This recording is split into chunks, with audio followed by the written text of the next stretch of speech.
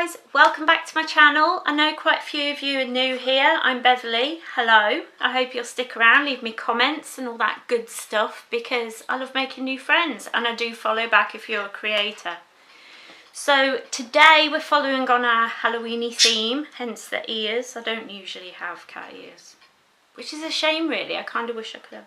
Anyway, today we're carrying on our Halloweeny theme and we're talking about Staffordshire ghost stories. Staffordshire is a county right in the middle of England and it's where I live, and it's quite famous for its ghost hunts and ghost tours, and we've got a lot of castles and things like that, stately homes. My birds are going to start chirping. I apologise, I can't stop them. So it's quite famous. A lot of people come here specifically for ghost hunts, ghost tours, that kind of thing. So I thought it would be fun to look up some famous ghost stories from this county and just share them with you. Of course, this is an interest of mine anyway because I'm trained to be a psychic. So I thought this would be quite fun. So let's get to it, shall we? So I'm going to start with Drakelow tunnels. These are hidden under the Staffordshire Kingsford County Park, so if you want to go there you can. It was a nuclear bunker during the Cold War, and in the 1950s it was used as a regional seat of government. So it's quite an important historical landmark for many different reasons. However, when it was being built, 6 people died because of a roof collapse. I mean, it's tunnels underneath, so it's bound to happen. One of these people, called Oswald, is known to haunt the place. He's quite mischievous. Apparently his ghost will run around, touch people, pull their hair lightly, pull their clothes, that kind of thing. Nothing too bad. People have also reported hearing wartime music over the tannoy system, even though the tannoy system has no electricity going to it. What? That kind of freaked me out. I would be a bit, the tannoy system's working, but it doesn't work. That would spook me out a bit, to be honest. I am a little bit scared of ghosties, I'll be honest. And next week I'm going to be doing a video about my own personal experiences with ghosts. There's quite a few of them, obviously, because I have that gift. So I'm going to be sharing some of my ghost stories. So look forward to that. Next we have the Four Crosses in Cannock. This is quite a famous pub. It's very old. It's in Cannock and it's on a crossroads. There's probably a crossroads demon there for all you supernatural fans. Okay, it was built in 1683 using old ship timber, and now that ship timber is about 1,000 years old, so it's got a lot of history. It's a very old building. I've been there for family functions. I've been there for dinner, I think, once. It's quite an important local place. There's been reports of hearing babies crying. Shadow figures have been seen, but the most famous interaction with one of the ghosts was when one of the owners was opening up the pub one morning, and she went into the ladies' toilet and there was 2 flowers crossed on top of one of the toilets. She actually thought at the time that it was a joke, that somebody had left them like that the night before when they were drunk and it hadn't been cleaned up properly, so she just went about her morning, didn't really think anything of it. The next time she passed the toilet, however, one of the big heavy candlesticks from on top of the fireplace had moved from on top of the fireplace to just outside the toilet door. And she's the only person in the building. I found this really scary. I've been in buildings that are reportedly haunted on my own before, and it can feel quite menacing.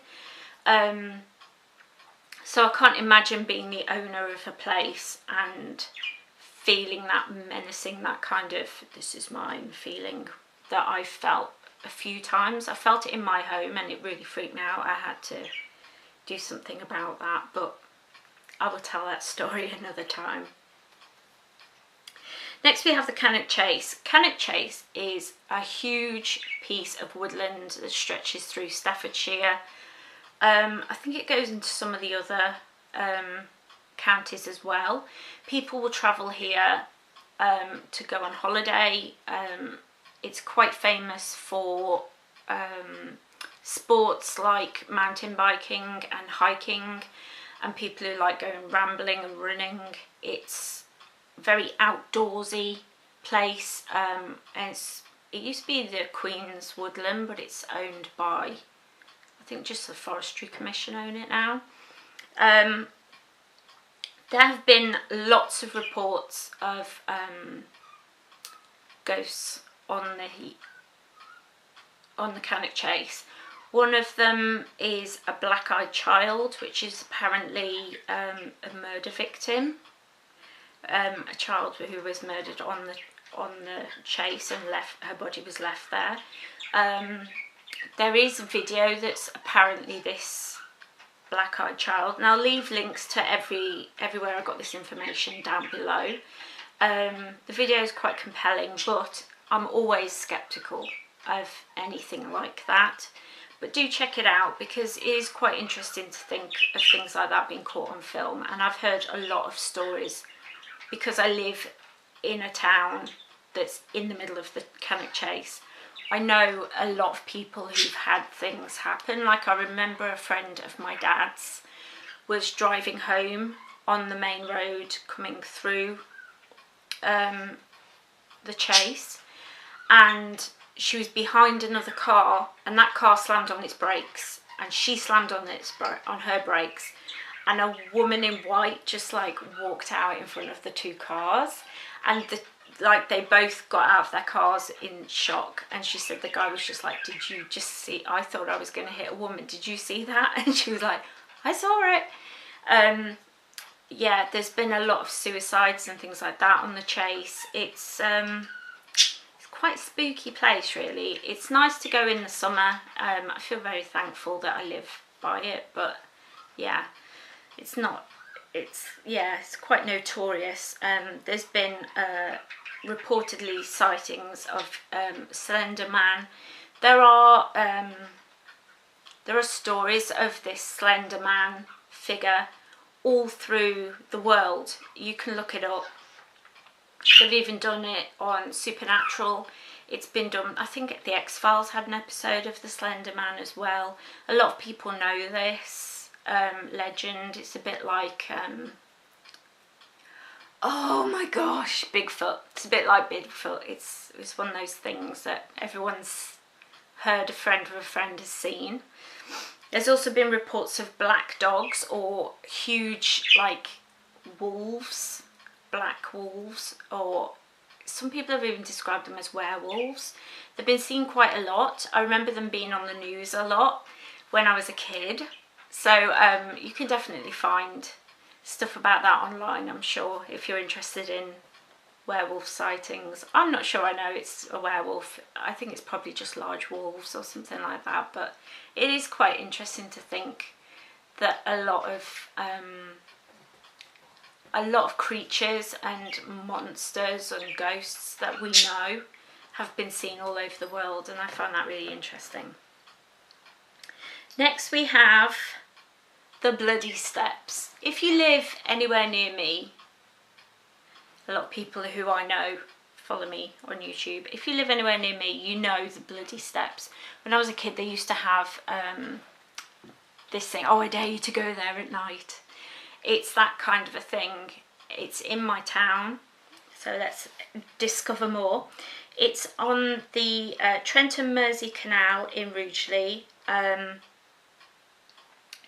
And basically this woman, Christina Collins, was taking a canal barge to London to meet up with her husband. Canal barges back then were quite well... This was 1839, sorry. Oh, I'm sorry. I'm getting a bit brain fogged and muddled. Anyway, Christina Collins was taking a canal barge to London, and 3 of the barge hands raped and murdered her. Her body was found floating in the canal on the 17th of June 1839. she was carried up the steps, and it's reported that some of her blood dropped onto the steps, and legend tells that on particular nights you can see blood running down the steps, hence the name. Everyone just knows it as the Bloody Steps. I've been there during the day. They've actually been replaced. It's not the original steps, so I don't know why people are still saying this, but anyway, it's a legend. I think it's quite fun. It's one of those like ghost stories that kids tell around here, and I often think to myself, you know, I used to be so scared of there. When I was a kid, I used to be so terrified of like canals and stuff, and it's carried on. Like, I'm not a big fan of hanging around canals. I'm scared of water anyway, but on top of that, there's a lot of ghost stories, and the first one that I ever heard when I was a kid was the Bloody Steps, and it's quite legendary around here. Lastly, I want to talk about the most famous ghost story that has happened in my town, and that is Dr. William Palmer. He lived from 1824 to 1856, and he was the doctor in Rugeley back then. There's been lots of reports about this guy. He apparently, Charles Dickens described him the greatest villain that ever stood in the Old Bailey. He's a man who was convicted of poisoning his friend John Cook, but he was suspected of also murdering his brother, his wife, his mother-in-law and 4 of his children. And they all died of convulsions before the age of 1. Obviously back then children mortality was very high, but it's said to be, because he was addicted to gambling, it's said to be that he killed those children, he poisoned them because he didn't want to have mouths to feed. And he murdered the people that he murdered to get their money. Now, there's a pub in Rugeley called the Shrew, and opposite the Shrew is a little building that looks very modern. I worked there. It was a video store when I worked there. It's now, I don't know what it is now. It was a pet shop, but I think they've moved, so I'm not sure. But either way, it was a video store, and I remember when I worked there I thought it was a modern building. I didn't realise. But when you go upstairs in that building, it suddenly transports you back in time, because it's half timbered Tudor house. It looks just so old and rickety and falling apart, and the building is very dilapidated upstairs, but they've put like a facade on the front and they've built it into a shop now, so you can't really tell when you look at it, but you can tell when you go upstairs. It's an old building. I worked there years ago, back when it was a video store. That says how old it was, how long ago it was, because who rents out videos now? Nobody, which is a shame. I used to love that. Anyway, so when I worked there, we had a few instances of ghosts. If you were there on your own, you would hear down the bottom of the shop, you'd hear people whispering, and sometimes you'd think, is there somebody here? And you'd be looking to see who was in the shop, who was there. I remember being very freaked out when I worked there on my own at night. You'd feel like there was somebody there. You could hear footsteps above you in the old part of the building upstairs. And I remember one time I was working a shift, and the girl who worked occasionally there, she was with me. And we were just standing talking. There was nobody in the shop, it was just us. And suddenly we heard somebody run down the stairs at full pelt and bang into the door at the bottom of the stairs, and the door shook. I honestly nearly had a heart attack at that moment. We were just like, oh my God, what just happened? What just happened? It was terrifying. And there were lots of instances like that, of things being moved around. Like, you'd go and look and there'd be videos on the floor and you'd have to pick them up and put them away again. It was a spooky place to work.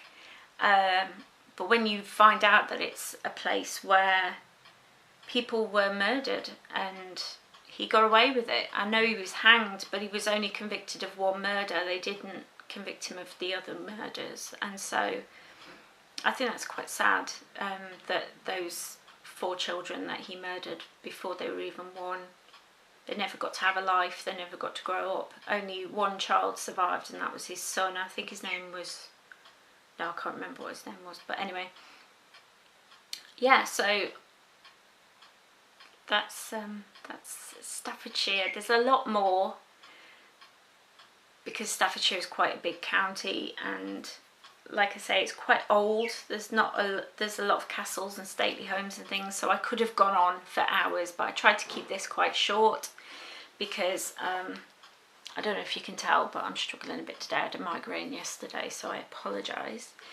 But I just wanted to say to all of you that I hope you're enjoying this little series that I'm doing. Next week I'll be telling you more about my own personal experiences with spirits, and some of my ghost sightings and experiences with them.